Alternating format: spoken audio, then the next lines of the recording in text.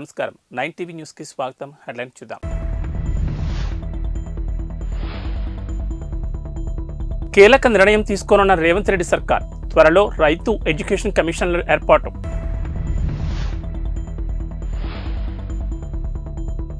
రాహుల్ గాంధీని 4 లక్షల ఓట్లతో గెలిపించుకుంటాం, లోక్సభ ఎన్నికల్లో తమకు ప్రత్యర్థి బీజేపీ అన్న కోమటిరెడ్డి.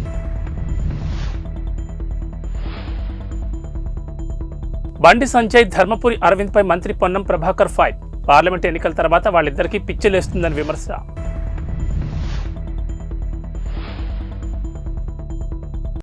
రైతు ఎడ్యుకేషన్ కమిషన్లు ఏర్పాటు చేయాలని భావిస్తున్నామని, త్వరలోనే వీటిని ప్రకటించబోతున్నామని ముఖ్యమంత్రి రేవంత్ రెడ్డి అన్నారు.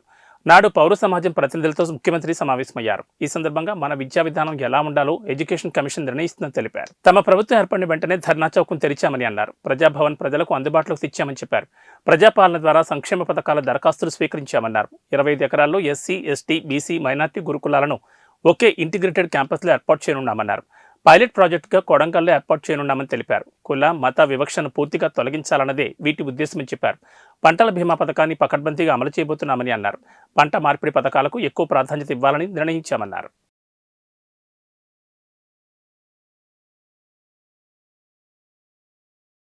కాంగ్రెస్ అగ్రనేత ఎంపీ రాహుల్ గాంధీని తెలంగాణ నుంచి పోటీ చేయాలని టీపీసీసీ నుండి ప్రపోజల్ పెట్టామని మంత్రులు కోమటిరెడ్డి ఉత్తమ్ కుమార్ రెడ్డి తెలిపారు. సెక్రటరియట్లో కోమటిరెడ్డి ఉత్తమ్ చిట్ చాట్ నిర్వహించారు. ఈ సందర్భంగా రాహుల్ గాంధీని తెలంగాణలోని నల్గొండ, భువనగిరి పార్లమెంటు స్థానాల్లో ఎక్కడైనా పోటీ చేయాలని కోరామని స్పష్టం చేశారు. రాహుల్ గాంధీ ఆ 2 చోట్ల ఎక్కడ పోటీ చేసినా 4 లక్షలకు పైగా మెజార్టీ వచ్చే బాధ్యత మేం తీసుకుంటామని హామీ ఇచ్చారు. లోక్సభ ఎన్నికల్లో మాకు ప్రత్యర్థి బీజేపీని, బీఆర్ఎస్ పోటీనే కాదని తేల్చి చెప్పారు. బీఆర్ఎస్ ఎలాగో పోటీలో లేదని, బీజేపీకి 2-3 సీట్లు వస్తాయేమో మాకైతే తెలవదని అన్నారు. బీజేపీ ఎంపీ అరవింద్ తనకు 2,000 కోట్లున్నాయని అన్నాడని, నా పేరు మీద ఎక్కడైనా అన్ని ఆస్తులుంటే అరవింద్కు రాసిస్తానని కీలక వ్యాఖ్యలు చేశారు. అరవింద్ను ప్రజలు మర్చిపోయారని ఎద్దేవా చేశారు. రాజకీయాల్లోకి వచ్చి తాము ఆస్తులు సంపాదించలేదని, ఉన్న ఆస్తులు పోగొట్టుకున్నామని తెలిపారు. సిరిసిల్ల రిజైన్ చేయి, నేను కూడా రిజైన్ చేస్తా, అక్కడ కాంటాక్ట్ చేయి, నువ్వు నా మీద గెలువు, నేను పార్టీకి రిటైర్ అవుతా. నువ్వు ఓడిపోతే మీ నాయనతో స్టేట్మెంట్ ఇప్పి మా పార్టీ బంద్ చేసుకుంటామని. సారీ అయిపోతుంది ఒకసారి ఆ పరిజ్ఞానం ఎట్లా పార్టీ అయిపోయింది పని. ఈ దెబ్బతో నా పార్టీని క్లోజ్ చేస్తే మాకు ఫ్రీ ఉంటుంది. 20 years కాంగ్రెసే ఉంటాం రూలింగ్. ఆయన మాటలు ఆయనకు ప్రౌడ్ ఎక్కువైంది. మన రాహుల్ గాంధీని, సోనియా గాంధీని ప్రగతి నివేదన గవర్నమెంట్ పైసలతో పబ్లిక్ మీటింగ్ మరి ఇష్టం ఉన్న లాంగ్వేజ్ తిట్టాము. రాహుల్ గాంధీ, సోనియా గాంధీ తిట్టే ఫ్యామిలీ వాళ్ళ దేశం కోసం వాళ్ళ నాయనమ్మని, వాళ్ళ ఫాదర్ని పోగొట్టుకుంటారు. బీజేపీ ఎంపీలు బండి సంజయ్, ధర్మపురి అరవింద్పై మంత్రి పొన్నం ప్రభాకర్ ఫైర్ అయ్యారు. అరవింద్, బండి సంజయ్ పెద్ద లీడర్లు అనుకుంటున్నారు, కానీ ఇటీవల జరిగిన అసెంబ్లీ ఎన్నికల్లో ఎమ్మెల్యేలుగా చిత్తుగా ఓడిపోయారని ఎద్దేవా చేశారు. ఈ పార్లమెంట్ ఎన్నికల తర్వాత వాళ్ళిద్దరికీ పిచ్చిలేస్తుందని అన్నారు. అరవింద్, బండి సంజయ్ పొలిటికల్ లీడర్లు కాదని, బీజేపీ గాల్లో గెలిచారని సెటైర్ వేశారు. టీవీల్లో బ్రేకింగ్ కోసం మాత్రమే వాళ్ళిద్దరూ మాట్లాడతారని ఫైర్ అయ్యారు. హైదరాబాద్, విజయవాడ పసుపు బోర్డుపై బీజేపీ నేతలు ఎందుకు మాట్లాడారని ప్రశ్నించారు. రాష్ట్రం గురించి పార్లమెంట్లో ఉన్న 4 బీజేపీ ఎంపీలు ఎప్పుడు మాట్లాడంగా నేను చూడలేదని విమర్శించారు. బండి సంజయ్ మా అమ్మను అవమానించారని మండిపడ్డారు. తెలంగాణ 119 శాసనసభ నియోజకవర్గాల నుంచి 100 బస్సుల నుంచి దావతుల నుంచి ప్రాజెక్ట్ సందర్శన చేసినాడు. ఆసియా ఖండంలో, ప్రపంచంలో ఇంత పెద్ద సిమెంట్ నిర్మాణం ఒకరోజు ఇటువంటి స్లాబ్ వాడకం జరగలేదని అన్నాడు. ఆ ప్రాజెక్టు నిర్మాణం సంబంధించిన ప్రోగ్రెస్ను మీడియా సందర్శన international honourable ex parliament member Kavitha గారి నాయకత్వం లోపల ఫ్లైట్లో తీసుకొచ్చి ప్రత్యేక బస్సులు పెట్టి తెలంగాణ జర్నలిస్టులకు స్థానం లేకుండా తీసుకొని ప్రదర్శింపజేసినాడు. ప్రాజెక్టు మానస పుత్రిక అయింది. ఇలా కాంగ్రెస్ వాళ్ళు పోతే బొందలగడ్డ అయింది. మరి ఇలా ఏ బొందలగడ్డ చూడవేను వీళ్ళంతా? ఏం పీకడానికి పోయినారు? ఆయన అడిగినా మమ్మల్ని అడిగారు పీకడానికి పోయినారు అని. మేమేం పీకడానికి పోయినా, మీరేం పీకడానికి పోతున్నారు? నేను నేర్చుకున్నది కాదా భాష.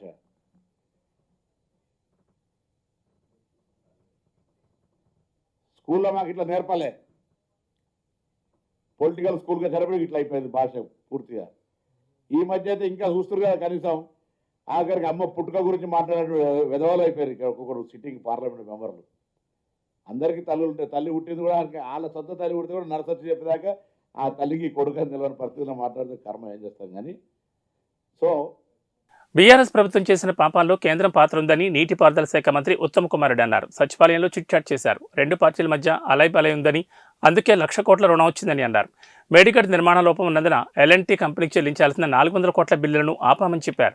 కాళేశ్వరంపై విజిలెన్స్ నివేదిక అందిందని, బాధ్యులపై క్రిమినల్ చర్యలు తీసుకుంటామని తెలిపారు. జరిగిన నష్టానికి ఇరిగేషన్లో ఉన్న లోన్లన్నీ కేటీఆర్ కట్టాలన్నారు.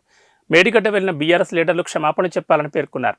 తుమ్మిడిహట్టి వద్ద నీళ్లు లేవని అసత్య ప్రచారం చేశారని, అక్కడ 160 టీఎంసీల నీళ్లున్నట్లు CWC చెప్పిందని అన్నారు. వాళ్ళు చెప్తున్న 5 ఏళ్లలో అంటే every year they are suppose to lift totally 180 TMC. 5 ఏళ్లలో మొత్తం లిఫ్ట్ చేసింది 163 టీఎంసీ. 163 టీఎంసీలో తిరిగి సముద్రంలో వదిలిపెట్టింది 51 టీఎంసీ. టోటల్ 5 years లో 94,000 కోట్లు ఖర్చు పెట్టిన తర్వాత total water lifted is 163 TMC. Water వదిలిపెట్టింది 51 టీఎంసీ. ఇది కాకుండా మరి రంగనాయక్ సాగర్ లో 1 టీఎంసీ, మల్లన్న సాగర్ లో 17 టీఎంసీ, మరి కొండపోచమ్మ దీంట్లోనే ఈ ఫిగర్ లోనే కొండపోచమ్మలో 15 టీఎంసీ స్టోరేజ్ పక్కన పెడితే నెట్ వాటర్ 75 టీఎంసీ. దాంట్లో ట్రాన్స్మిషన్ లాసెస్ 10 టీఎంసీ. ఇది కన్సర్న్ చీఫ్ ఇంజనీర్ ఇచ్చిన ఫిగర్స్, అఫీషియల్ ఫిగర్స్ ఇవి. వాళ్ళు 5 ఏళ్ల పాటు ఇచ్చింది 6,50,000 అంటే ప్రతి సంవత్సరం 1,30,000 ఎకరాలు. అంటే స్టెబిలైజేషన్ కింద ఇంతే, కొత్త ఆయకట్ ఇంతే. కాళేశ్వరం ప్రాజెక్టు మరి ఒక కామధేనులాగా ఒక ATM లా వాడుకొని వాళ్ళ కరప్షన్ వల్ల, వాళ్ళ మిస్గవర్నెన్స్ వల్ల, వాళ్ళ మిస్మేనేజ్మెంట్ వల్ల ఈరోజు కూలిపోయే పరిస్థితి వస్తే ఈరోజు వాళ్ళు ఏదో పొలిటికల్ గిమిక్స్ ప్రయత్నం చేస్తున్నారు. బీఆర్ఎస్ పార్టీపై తెలంగాణ బీజేపీ వ్యవహారాల ఇన్ఛార్జ్ తరుణ్ చుగ్ కీలక వ్యాఖ్యలు చేశారు. అసెంబ్లీ ఎన్నికల ఓటమితో తెలంగాణలో బీఆర్ఎస్ పార్టీ పని ఖతమైందని అన్నారు. Zaheerabad BRS sitting MP BB Patil Tarun Chugh సమక్షంలో బీజేపీలో చేరారు. బీబీ పాటిల్కు కండువా కప్పి ఆయన బీజేపీలోకి ఆహ్వానించారు. ఈ సందర్భంగా తరుణ్ చుగ్ మాట్లాడుతూ తెలంగాణలో బీఆర్ఎస్ చాప్టర్ ముగిసిందన్నారు. బీఆర్ఎస్ నుంచి విముక్తి కావాలని తెలంగాణ ప్రజలు కోరుకున్నారని అన్నారు. తెలంగాణలో కొత్తగా ఏర్పడిన సీఎం రేవంత్ రెడ్డి నేతృత్వంలోని కాంగ్రెస్ ప్రభుత్వం కేవలం 3 నెలల్లోనే ప్రజల విశ్వాసం కోల్పోయిందన్నారు. 6 గ్యారంటీలు అమలు చేయకుండా కాంగ్రెస్ ప్రభుత్వం కాలం వెళ్లదీస్తుందని విమర్శించారు. 6 గ్యారంటీలు అమలు చేయడం కాంగ్రెస్ సాధ్యం కాదని తేల్చి చెప్పారు. పార్లమెంట్ ఎన్నికల్లో తెలంగాణలో బీజేపీ మెజార్టీ సీట్లు సాధిస్తుందని ధీమా వ్యక్తం చేశారు. త్వరలోనే బీజేపీలోకి మరిన్ని చేరికలుంటాయని ఆయన స్పష్టం చేశారు. जब पिछले दिनों का घटनाक्रम है, हर दिन बीआरएस खत्म हुई है और भारतीय जनता पार्टी उभर कर आई है. और जितने दयानतदार, ईमानदार, काम करने वाले नेता हैं, उन्हें जिन्हें तेलंगाना से प्यार है, जो तेलंगाना को बंगारू तेलंगाना बनाने वाले हैं, वो सब लोग भाजपा में हैं. और आज भी वहाँ की जो स्थिति है वो आप सबको जग जाहिर है कि जो सरकार है वो वहाँ पर ना तो लॉ एंड ऑर्डर मेंटेन कर पा रही है, ना ही विकास कर रही. केवल और केवल झूठ की सियासत और वादा खिलाफी की सियासत हो रही है. तेलंगाना की जनता समझ चुकी है कि रेवंत रेड्डी के रूप में जो उन्होंने चुनाव किया था वो बहुत बड़ी गलती थी. लोगों को आमतौर पर किसी स्टेट के अंदर एंटी इनकम्बेंसी आने में 2 साल, 2.5 साल, 3 साल लगते, लेकिन तेलंगाना के अंदर रेवंत रेड्डी की कांग्रेस नेतृत्व की सरकार 3 महीनों में ही जनता का विश्वास खो बैठी. ఉచిత పథకాలతో సీఎం రేవంత్ రెడ్డి ప్రజలను బిచ్చగాళం చేస్తున్నారని ఆర్మూర్ ఎమ్మెల్యే పైడి రాకేష్ రెడ్డి అన్నారు. నాడు హనుమకొండలో జరిగిన బీజేపీ విజయ సంకల్ప యాత్రలో ముఖ్య అతిథిగా రాకేష్ రెడ్డి పాల్గొన్నారు. ఈ యాత్రలో బీజేపీ శ్రేణులు భారీగా పాల్గొన్నాయి. ఈ సందర్భంగా కాంగ్రెస్ అంటేనే అవినీతి, ఆ పార్టీకి పార్లమెంట్ ఎన్నికల్లో ఓటేస్తే దేశం మళ్లీ ముక్కలవుతుందని ఆరోపించారు. మాజీ మంత్రి KTR, CM Revanth Reddy management, payment quota రాజకీయాలు చేస్తున్నారని ఆరోపించారు. అవినీతికి కేర్ ఆఫ్ కాంగ్రెస్, అభివృద్ధికి నిలయం బీజేపీ అని చెప్పారు. కాళేశ్వరం ప్రాజెక్టు పేరుతో బీఆర్ఎస్, కాంగ్రెస్ నేతలు ప్రజల్లో గందరగోళం సృష్టిస్తున్నారని అన్నారు. ఈ ప్రాజెక్టులో జరిగిన అవినీతిపై చర్యలు తీసుకోవాలని రాష్ట్ర ప్రభుత్వాన్ని డిమాండ్ చేశారు. ఈ ప్రాజెక్టులో అవినీతికి పాల్పడిన అందరినీ అరెస్ట్ చేయాలని, సీబీఐ విచారణ చేయించాలని కోరారు. రేవంత్ ప్రభుత్వం తుమ్మితే ఓడిపోతుందని చెప్పారు. రేవంత్ తన స్థాయికి తగ్గట్లుగా మాట్లాడాలని సూచించారు. రేవంత్ రెడ్డి ప్రధాని నరేంద్ర మోడీపై యుద్ధం చేస్తానడం హాస్యాస్పదంగా ఉందన్నారు. అలా యుద్ధం చేస్తా అన్న ఏఐసీసీ అగ్రనేతలు సోనియా గాంధీ, రాహుల్ గాంధీలే ఇంట్లో కూర్చున్నారని పైడి రాకేష్ రెడ్డి అన్నారు. పత్రికా విలేకరు చూడండి, తెలంగాణ ప్రధానికం చూడాలి. కాళేశ్వరం అది ఏశ్వరం లేదు, శనీశ్వరం తెలంగాణ పాలిట. అది ముందే ప్రపంచమంతా ఒప్పుకొని ఒక ఓనామాలు తెలియని ఒక ఏమంటారు అతని మాజీ ముఖ్యమంత్రి నాన్నలాంటి కూడా ఇబ్బంది ఉన్నది. తెలంగాణ ప్రజలని భవిష్యత్ తరాలను తాకట్టు పెట్టి సుమారు 1,00,000 కోట్ల అప్పు తీసుకొచ్చి ఈరోజు ఎటు కాకుండా చేసిండు. అది 40,000 కోట్లతో కావాల్సిన ప్రాజెక్ట్ని 1,27,000 కోట్లకు తీసుకెళ్ళి అవినీతి ఆ మెగా గ్రూపులు కాంట్రాక్టర్ గ్రూపులు అన్నీ వేసి ఈరోజు అవినీతి ప్రాజెక్టు చేశాడు. ఈరోజు తెలంగాణ ప్రజల పాలిట గుదిబండం. ఇప్పుడు దాన్ని ఆసరా చేసుకొని ఇప్పుడున్న ప్రస్తుత ముఖ్యమంత్రి కాంగ్రెస్ ప్రభుత్వం ఉత్తమ్ కుమార్ రెడ్డి గారు ఓపెన్గా చెప్పాడు ఈ ప్రాజెక్ట్ 100% ఫెయిల్యూర్ అని చెప్పిండు. కాంట్రాక్టర్ని పిలిపించాడు, వాళ్ళు కూడా ఒప్పుకున్నారు. ఎలాంటి మాదేం తప్పలేదు, ఆయన పెద్ద ఫామ్ హౌస్లో కూర్చుని ఏదో చెప్పాడు, ఆ పేపర్ ఇస్తే మేము కట్టినామని. కాబట్టి ఈ కాళేశ్వరం ప్రాజెక్టులో ఎవరెవరైతే భాగస్వాములు ఉన్నారు తెలంగాణ ప్రజల భవిష్యత్తు నాశనం చేశారు. అవి ముందు అందరిని అరెస్ట్ చేసి లేదా సిబిఐ ఎంక్వైరీకి ముందు ఆదేశించి ఇమ్మీడియట్ వాళ్ళని అరెస్ట్ చేసి పేద ప్రజల తెలంగాణ ప్రజల ఏదైతే కోల్పోయిన డబ్బు ఉందో దాన్ని రికవరీ చేయాలని భారతీయ జనతా పార్టీ డిమాండ్ చేస్తుంది. రాబోయే రోజుల్లో పంటలు ఎండిపోకూడదంటే కామధేను లాంటి కాళేశ్వరం ప్రాజెక్టును కాపాడుకోవాలని బీఆర్ఎస్ వర్కింగ్ ప్రెసిడెంట్ కేటీఆర్ పిలుపునిచ్చారు. మేడిగడ్డలో కుంగిన 3 పిల్లర్లను సరిచేయకుండా కావాలనే కాంగ్రెస్ ప్రభుత్వం జాప్యం చేస్తుందని కేటీఆర్ మండిపడ్డారు. అన్నారం బ్యారేజ్ వేదికగా కాళేశ్వరం ప్రాజెక్టు విషయంలో కాంగ్రెస్ నాయకులు గోబెల్స్ ప్రచారం చేస్తున్నారని కేటీఆర్ అన్నారు. కేసీఆర్ ఆదేశాల మేరకు వాస్తవాలు తెలియజేసేందుకు చెలో మేడిగడ్డ పర్యటనకు వచ్చామని తెలిపారు. ఈ పర్యటనలో భాగంగా మేడిగడ్డ అన్నారం బ్యారేజ్ను సందర్శించాం. కాళేశ్వరం ప్రాజెక్టు యొక్క సమగ్ర స్వరూపాన్ని ఈ రాష్ట్ర ప్రజలకు ప్రతి ఒక్కరికి అర్థమయ్యే విధంగా తెలియజేస్తామని పేర్కొన్నారు. ఇది మొదటి అడుగు మాత్రమేనని కేటీఆర్ స్పష్టం చేశారు. ఇంత పెద్ద ప్రాజెక్టులో, ప్రపంచంలోనే అతిపెద్ద లిఫ్ట్ ఇరిగేషన్ ప్రాజెక్టులో ఒక్క మేడిగడ్డ బరాజులో 1.6 కిలోమీటర్ల పొడవున్న బరాజులో 50 మీటర్ల పరిధిలో 85 పిల్లర్లుండే మేడిగడ్డ బ్యారేజీలో 3 పిల్లర్ల దగ్గర సమస్య వస్తే మొత్తం కాళేశ్వరమే వేస్ట్ అయిపోయింది, 1,00,000 కోట్లు వేస్ట్ అయింది అనే విధంగా ఈ రాష్ట్ర ప్రభుత్వం ఏదైతే ఒక దుర్మార్గమైన ప్రచారం చేస్తున్నదో దాన్ని తిప్పికొట్టడంతో పాటుగా పార్లమెంట్ ఎన్నికల వేళ బీఆర్ఎస్కు మరో బిగ్ షాక్ తగిలింది. ఆ పార్టీకి చెందిన జహీరాబాద్ సిట్టింగ్ ఎంపీ బీబీ పాటిల్ బీఆర్ఎస్కు రాజీనామా చేసి బీజేపీలో చేరారు. బీఆర్ఎస్ పార్టీ ప్రాథమిక సభ్యత్వానికి రాజీనామా చేస్తూ ఆ పార్టీ అధినేత కేసీఆర్కు రాజీనామా లేఖను పంపించిన బీబీ పాటిల్ ఆ వెంటనే ఢిల్లీలో బీజేపీ కార్యాలయంలో తరుణ్చుగ్ సమక్షంలో కాషాయ కండువా కప్పుకున్నారు. ఈయన 2014-2019 ఎన్నికల్లో బీఆర్ఎస్ తరపున జహీరాబాద్ పార్లమెంట్ నియోజకవర్గం నుంచి ఎంపీగా ఎన్నికయ్యారు. అసెంబ్లీ ఎన్నికల ఫలితాల అనంతరం ఆయన బీజేపీ వైపు మొగ్గు చూపుతారనే ప్రచారం వినిపించింది. ఈ ఊహాగానాలు నిజం చేస్తూ ఇవాళ బీబీ పాటిల్ బీజేపీ గూటికి చేరిపోయారు. దీంతో బీఆర్ఎస్కు రాజీనామా చేసిన సిట్టింగ్ ఎంపీల సంఖ్య 3కి చేరగా ఈ 3లో ఒకరు కాంగ్రెస్ పార్టీలోకి, మిగిలిన 2 బీజేపీలో చేరారు. పెద్దపల్లి ఎంపీ వెంకటేష్ నేత కాంగ్రెస్ గూటికి చేరగా నాగర్ కర్నూలు ఎంపీ రాములు, తాజాగా జహీరాబాద్ ఎంపీ బీబీ పాటిల్ బీజేపీ తీర్థం పుచ్చుకున్నారు. ఎంపీ ఎన్నికల సిట్టింగ్ ఎంపీలు ఒక్కొక్కరు బీఆర్ఎస్ని విడుతుండడం కేసీఆర్కు దెబ్బ మీద దెబ్బగా మారుతోంది. देश का विकास करने का जो सोच है वो मोदी जी के पास है, मोदी जी के साथ है, मोदी जी के सोच में है, इसलिए इस तरीके के काम हमने पिछले 10 साल में देखे सो है। बहुत सारे विकास गरीबों के लिए, बिलो पॉवर्टी लाइन के लोगों के लिए, सभी तबके के लोगों के लिए उन्हें अच्छे से काम करने का काम किया, उसमें महिला हो, युवा हो, सबके लिए समझो ऐसा। आज खास करके मोदी सरकार आने के पहले अपना जीडीपी 5.3 था, आज वो 8.4 होगा। इसके ऊपर से अपना विकास कहाँ पे उसको मालूम पड़ जाता है।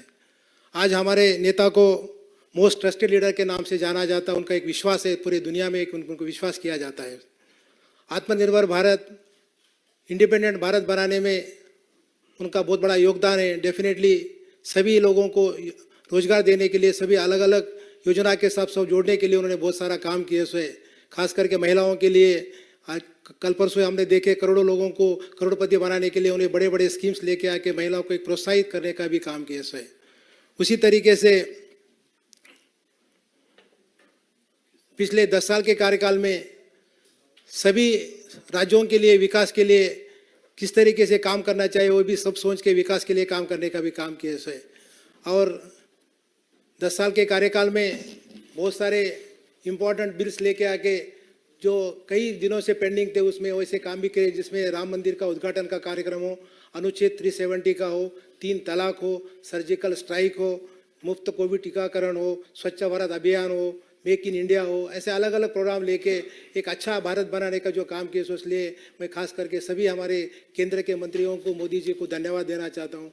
डेफिनेटली तेलंगाना का विकास के लिए, मेरे संसदीय क्षेत्र के विकास के लिए हम लोगों ने स्टेप लिए सो है। इसके अलावा दूसरा कुछ भी नहीं। अच्छा विकास होना चाहिए तो अच्छे काम होना चाहिए। केंद्र से हमारे को काफ़ी मतलब तो फंड्स की ज़रूरत रहती, काम की ज़रूरत रहती। डेफिनेटली पिछले 10 साल के कार्यकाल में भी बहुत सारी उनसे हमारे को मदद मिली, इसलिए भी सभी मंत्रियों को धन्यवाद देना चाहता हूँ। आने वाले दिनों में मोदी जी, नड्डा जी, शाह जी, हमारे राज्य के लक्ष्मण जी, हमारे किशन रेड्डी जी, हमारे सभी लोगों को साथ में लेके हम इससे भी अच्छा काम करने की कोशिश करेंगे और पार्टी को मजबूत करने के लिए हर तरह की कोशिश करने का भी जरूर काम करेंगे, ऐसा बताना चाहता हूँ। పార్లమెంట్ ఎన్నికల్లో మెజార్టీ స్థానాన్ని లక్ష్యంగా బీజేపీ దూసుకుపోతోంది. ఇప్పటికే కొన్ని చోట్ల ప్రచారాలు కూడా మొదలుపెట్టింది. ఎన్నికలకు సమయం దగ్గర పడుతుండటంతో త్వరలోనే అభ్యర్థుల పేర్లను ఖరారు చేయనుంది. లోక్సభ ఎన్నికల్లో పోటీ చేసే అభ్యర్థులను ఖరారు చేసేందుకు ప్రధాని మోడీ సారథ్యంలో పార్టీ కేంద్ర ఎన్నికల కమిటీ సమావేశమైంది. కమిటీ చర్చలు జరిపింది. ఏ క్షణమైనా ఎప్పుడైనా తొలి జాబితా విడుదలయ్యే అవకాశాలు కనిపిస్తున్నాయి. లోక్సభ ఎన్నికలకు అన్ని రాజకీయ పార్టీలు సిద్ధమవుతున్నాయి. బహిరంగ సభలు, రాజకీయ యాత్రలకు శ్రీకారం చుట్టాయి. ఈ నేపథ్యంలో కేంద్ర ఎన్నికల సంఘం రాజకీయ పార్టీలకు కీలక ఆదేశాలు జారీ చేసింది. రాజకీయ పార్టీలు మర్యాదపూర్వకంగా ఉత్తమంగా నడుచుకోవాలని సలహా ఇచ్చింది. బహిరంగ సభల్లో సంయమనం పాటించాలని, ఎన్నికల ప్రవర్తనా నియమాలను ఉల్లంఘించకుండా ఉండాలని సూచించింది. మోడల్ కోడ్ ఆఫ్ కాండక్ట్ ఉల్లంఘన విషయంలో పార్టీలు సీరియస్గా ఉండాలని చెప్పింది. ఎవరైనా ప్రత్యక్షంగా పరోక్షంగా ఉల్లంఘనలకు పాల్పడితే కఠిన చర్యలు తీసుకుంటామని హెచ్చరించింది. లోక్సభ ఎన్నికలకు మరికొన్ని రోజులు మాత్రమే గడువు ఉంది. ఏప్రిల్, మేలో ఎన్నికలు జరగబోతున్నాయి. మార్చి మధ్యలో ఈసీ ఎన్నికల షెడ్యూల్ విడుదల చేసే అవకాశం ఉన్నట్లు తెలుస్తోంది. ఇప్పటికే అన్ని రాజకీయ పార్టీలు ఎన్నికల మూడ్లోకి వచ్చేశాయి. మరోవైపు ఎన్నికల నిర్వహణపై ఈసీ అధికారులు పలు రాష్ట్రాల్లో పర్యటిస్తున్నారు. ఈసీ ఎన్నికల నిర్వహణకు సంబంధించి అన్ని ఏర్పాట్లను చకచకా పూర్తి చేస్తోంది. ఇటీవల ఎన్నికల నిర్వహణ కోసం ఎంతమంది భద్రతా సిబ్బంది అవసరమవుతారనే విషయంపై కేంద్ర హోం మంత్రిత్వ శాఖకు నివేదిక అందించింది. ఏబీ బులెటిన్ విశేషాలు. నమస్కారం.